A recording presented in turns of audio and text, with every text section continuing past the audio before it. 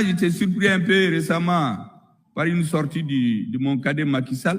Vous savez, en 2018-2019, moi je suis beaucoup. Macky Sall a une conférence sur la paix au Sénégal, s'est interrogé. Il dit, mais comment au Mali, on est jusqu'à 15 000 hommes armés et le terrorisme continue de s'étendre? Personne n'a pu lui répondre. Vous voyez, cette lucidité est perdue cette année. Quand le Mali a demandé à l'administration de partir, c'est le même que j'ai entendu dire, mais comment les Maliens vont s'en sortir si l'administration n'est plus chez eux? Mais il faut apprendre à être cohérent. Vous savez, quand on dirige les pays, on travaille pour l'histoire. Il faut penser à ce qu'on laisse. Il faut penser à son héritage politique. Le doyen Houphouët-Boigny, les gens disent ce qu'ils veulent de lui. Chacun a son opinion. Moi, je ne rentre pas dans les débats idéologiques, mais je constate seulement que son grand parti, le RDA, ils l'ont fondé au Mali.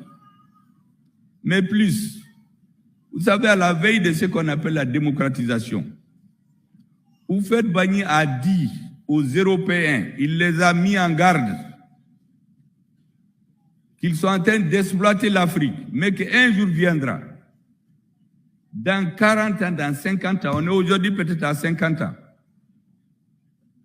que les Africains n'accepteront plus ce que les Européens sont en train de faire. C'est Houphouët qui a dit ça devant des Européens. Et Houphouët leur a dit qu'un jour viendra où on discutera non de l'acier, non du prix des minerais de fer avec les Africains, mais du prix de l'acier. C'est très important. Dans tous nos pays, quand vous fouillez dans l'histoire, vous trouvez que les Africains se sont révoltés contre l'injustice. Maintenant, nous avons des nouveaux dirigeants. La jeunesse ne veut plus ce qui s'est passé par le passé. Elle n'en veut plus. Il faut changer de paradigme. Il faut que le prix du cacao soit fixé à Abidjan, au Ghana désormais, et non à Londres ou à Paris. Il faut que le prix de l'or soit fixé au Mali, en Afrique du Sud, et non à Londres ou à Paris.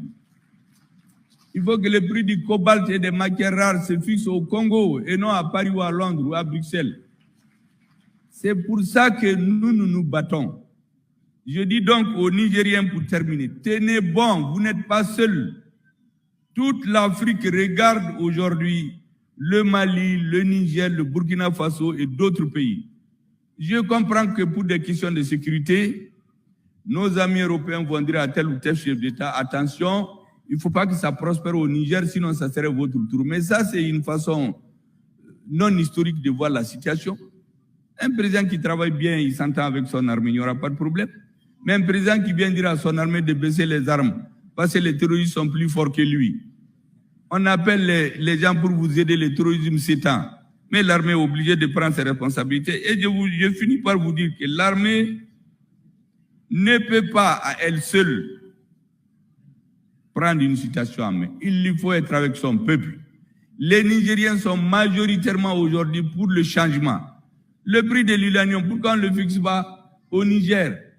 Au lieu de prendre seulement l'uranium au partir.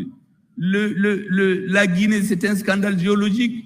Pourquoi on ne fixe pas le prix des matières premières là-bas? On vient seulement prendre dans des bateaux et aller le fixer ailleurs. Nous n'en voulons plus.